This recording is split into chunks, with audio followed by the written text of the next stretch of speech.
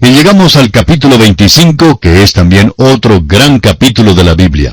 Y suponemos que se puede decir lo mismo en cuanto a todos los capítulos, y por tanto continuamos diciéndolo, aunque probablemente ya está convirtiéndose en una frase monótona. Pero este capítulo 25 cuenta de la muerte de Abraham y el nacimiento de los gemelos Esaú y Jacob a Isaac y Rebeca. Registra las generaciones de Ismael y también las de Isaac. Luego tenemos el incidente relacionado con la primogenitura. De modo que este es un capítulo notable y abarca mucho terreno. Este capítulo hace la última mención de Abraham, aunque francamente su historia terminó allá por el capítulo 23, cuando envió al siervo en búsqueda de la esposa para Isaac. Leamos ahora los versículos 1 y 2 de este capítulo 25 de Génesis. Abraham tomó otra mujer cuyo nombre era Setura, la cual le dio a luz a Simram, Joksán, Medán, Madián, Isbac y Súa. Ahora Abraham tiene una familia de tamaño regular. Tuvo su familia más grande después de la muerte de Sara. Quizá alguien dirá, yo creía que en el tiempo del nacimiento de Isaac, este hombre Abraham estaba como muerto en cuanto a su capacidad de engendrar hijos. Bueno, eso es verdad, estaba como muerto. Pero es que cuando Dios hace algo, lo hace bien hecho de veras. Por eso creemos que cualquier cosa que haga Dios lleva su firma. Aquí mismo, este hombre Abraham no solo engendró a Isaac, sino también a esta familia numerosa. Lo interesante es que aquí ante nosotros se menciona a Medán y Madián. Ahora, de los otros hijos procederán naciones, pero no las podemos identificar ahora mismo. Y no tenemos interés en ellas porque no se cruzarán en nuestro camino nunca más en la Escritura. Pero Madián sí se cruzará en nuestro camino. Veremos más adelante que Moisés baja a la tierra de Madián para tomar una esposa allá. Tengamos en mente que él procede de la línea de Abraham. También los madianitas son de su línea. De modo que encontramos aquí el hecho de que hay otros hijos de Abraham. No los estudiaremos por la sencilla razón de que la Biblia sigue la línea de Isaac. Como el Señor ha dicho, es por Isaac que la simiente de Abraham será llamada. Es por Isaac y no por los otros hijos. No es por Ismael, ni por Madián, ni por Medán. Todos estos eran nómadas del desierto. Leamos entonces los versículos 5 al 11 de este capítulo 25 de Génesis. Y Abraham dio todo cuanto tenía a Isaac, pero a los hijos de sus concubinas dio Abraham dones, y los envió lejos de Isaac su hijo, mientras él vivía, hacia el oriente, a la tierra oriental. Y estos fueron los días que vivió Abraham, 175 años. Y exhaló el espíritu, y murió Abraham en buena vejez, anciano y lleno de años, y fue unido a su pueblo. Y los sepultaron Isaac e Ismael sus hijos en la cueva de Macpela, en la heredad de Efrón, hijo de Zoar Eteo, que está enfrente de Mamre, heredad que compró Abraham de los hijos de Et. Allí fue sepultado Abraham y Sara su mujer. Y sucedió después de muerto Abraham, que Dios bendijo a Isaac su hijo, y habitó Isaac junto al pozo del viviente que me ve. Notamos aquí que Ismael también viene al funeral porque después de todo, Abraham es su padre. Y tanto Isaac como Ismael entierran a Abraham. Isaac luego va a vivir en el lugar donde primero conoció a Rebeca. En los versículos 12 al 18 leemos las generaciones de Ismael, el hijo de Abraham, al cual Agar la egipcia, la sierva de Sara, dio a luz a Abraham.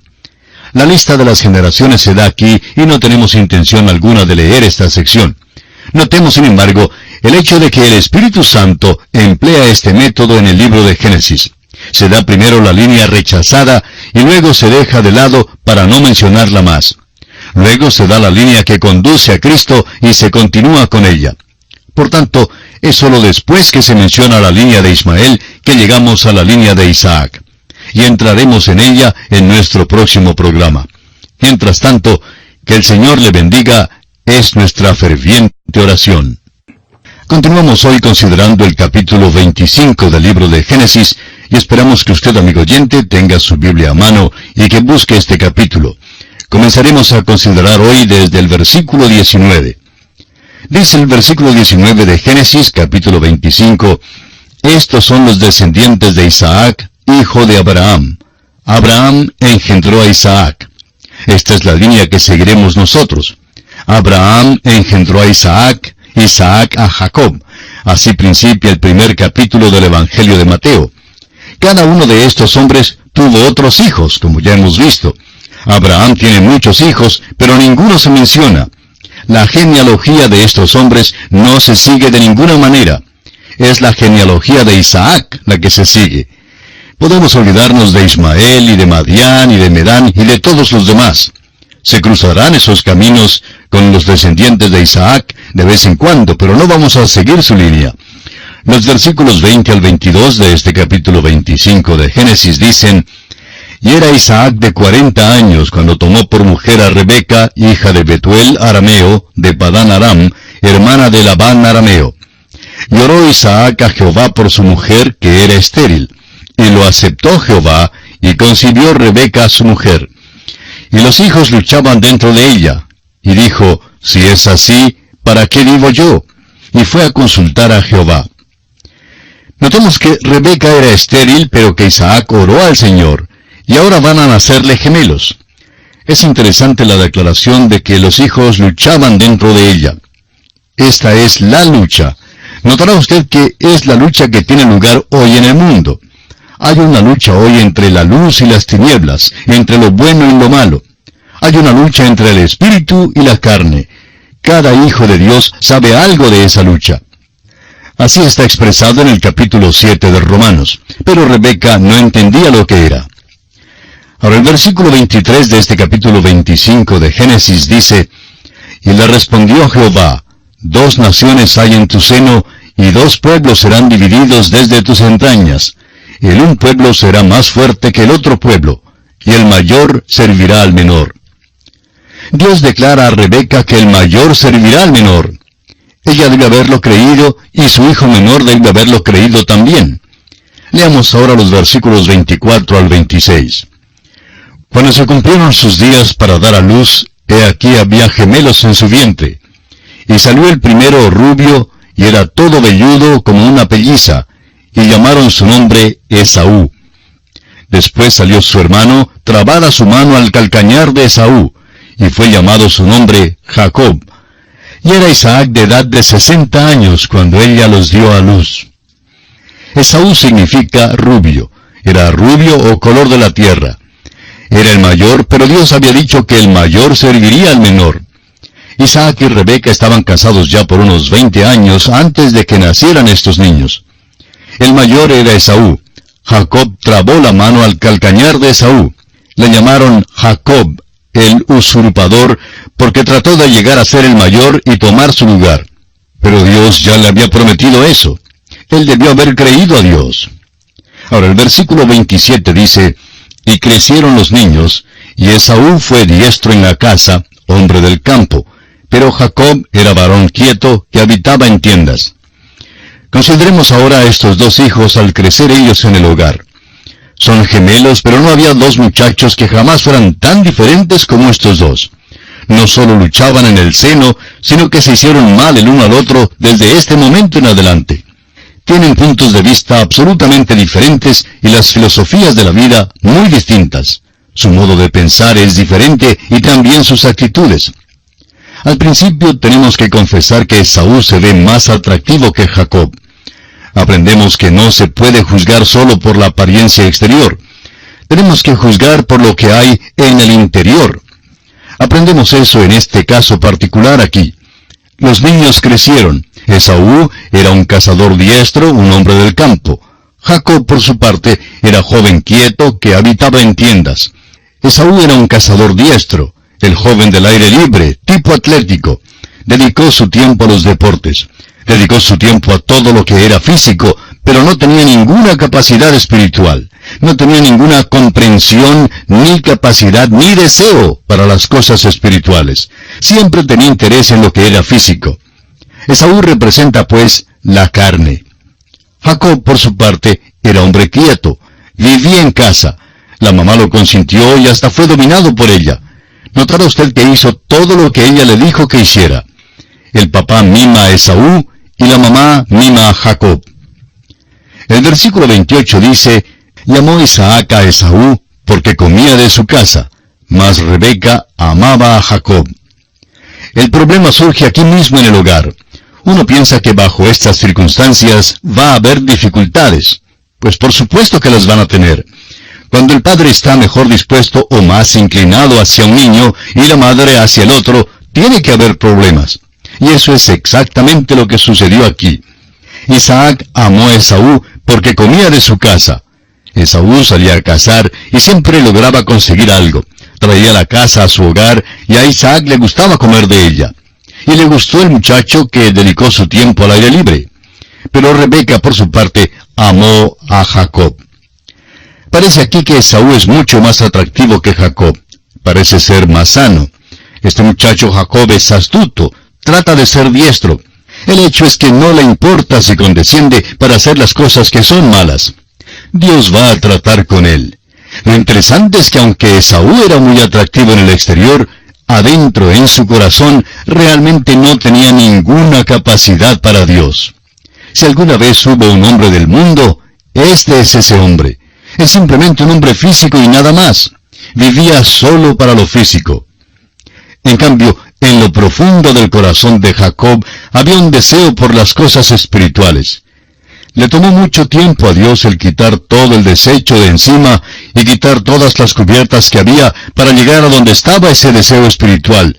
Pero por fin Dios lo hizo. Y antes de que terminemos de estudiar a este hombre Jacob, y su historia sigue por casi todo el libro de Génesis, veremos que él siempre fue el hombre de Dios. Pero él no lo demostró sino hasta más tarde en su vida. Pero ya llegaremos a ese punto.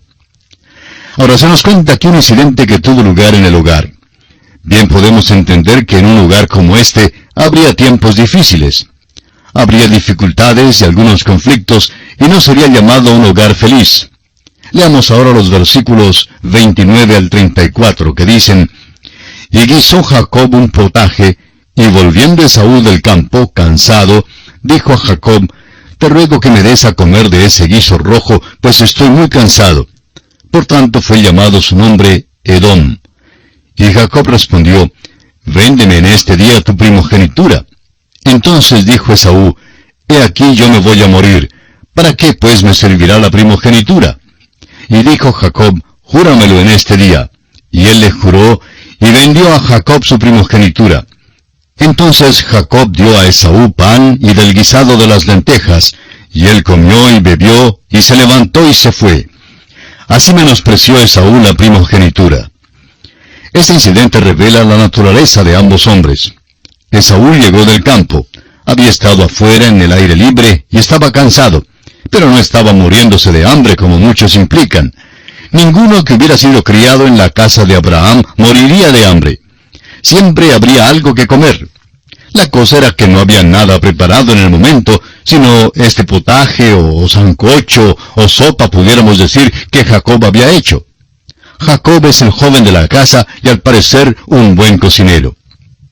Ahora Edom significa rojo o terrizo, semejante al color de la tierra. Así es como significa Esaú. Este hombre pide parte de este sancocho, de este guisado, y Jacob vio su oportunidad. Es tramposo y traidor, y desea mantener la primogenitura. Y vamos a hacer una pausa por un momento para considerar el valor de la primogenitura y lo que significaba. En aquel día significaba unas cuantas cosas.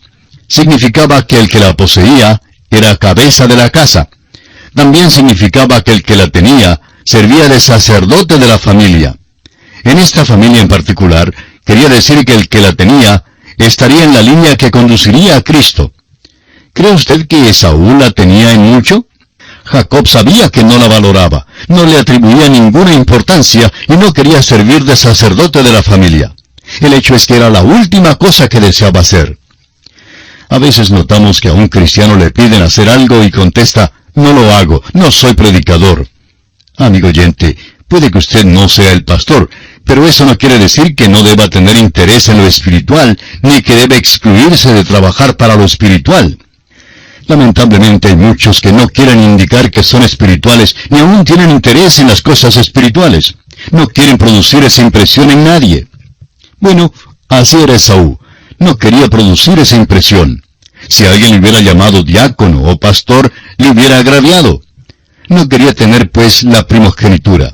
No le importaba estar en la línea que conduciría a Cristo. Nadie podía haber tenido menos interés en participar de esa línea que Esaú. Por tanto, Esaú se contenta muchísimo haciendo el cambio con Jacob. Lo que muestra aquí es que la primogenitura, en su estimación, no valía sino un plato de lentejas, y esto indica la medida del valor que Esaú ponía a las cosas espirituales. Recordemos además que Jacob también hizo mal. Dios le había prometido que el mayor serviría al menor. La primogenitura llegaría a Jacob en el tiempo que Dios hubiera estimado, pero Jacob no puede esperar. Así que extiende la mano para tomar lo que Dios ya le había prometido. Y la toma en una manera astuta y hasta tramposa. No debió haberlo hecho así. Debió haber esperado a que Dios se la diera. Pero veremos al seguir nuestro estudio que este hombre no puede esperar. Este hombre actuaba sobre el principio de que lo que puedo hacer por mí mismo, no hay razón para que yo espere a que Dios lo haga. Se sentía enteramente capaz de cuidar de sus asuntos. Al principio le fue bastante bien en cuanto al mundo se refiere. Pero llegó el día cuando Dios envió a este hombre a una escuela, y el tío Labán era el director de esa escuela. Esa escuela se llamaba la Escuela del Sufrimiento. Y Jacob va a aprender algunas cosas en la Escuela del Sufrimiento. Pero hasta aquí le vemos actuando sobre el principio de que él es lo suficientemente diestro para obtener lo que se le debe. Esaú, pues, se sentó y comió la sopa. Y por ese plato de sopa entregó su primogenitura, porque no significaba nada para él. No tenía ningún valor espiritual para él, porque nada que fuera espiritual significaba algo para él. Lamentablemente hay muchos miembros de nuestras iglesias que son así. No tienen capacidad espiritual ni un entendimiento de las verdades espirituales. Creemos que la marca de un verdadero cristiano es que sea un creyente a quien el Espíritu de Dios puede enseñar, dirigir y guiar. Ahora tenemos aquí una revelación de estos dos hombres. Sus caracteres se están manifestando. Jacob no es atractivo aquí, ni será atractivo en el próximo capítulo tampoco. Es aún más pícaro en el próximo capítulo porque engaña a su padre. En realidad no engaña a nadie. Solo le toma ventaja a un hombre que no le da ningún valor a su primogenitura para nada. Es como si un hombre hoy en día tuviera una herencia muy valiosa. Vamos a decir que es una Biblia viejísima de esas de familia que pertenecía a un bisabuelo. Otro nieto la quiere tener y ofrece dar unos centavos. Y el dueño dice, dame los centavos porque la iba a botar de todos modos. Y esta es la manera como pensaba Esaú. Pero Jacob hizo todo esto de una manera muy astuta. Y esto concluye nuestro estudio del capítulo 25 de Génesis.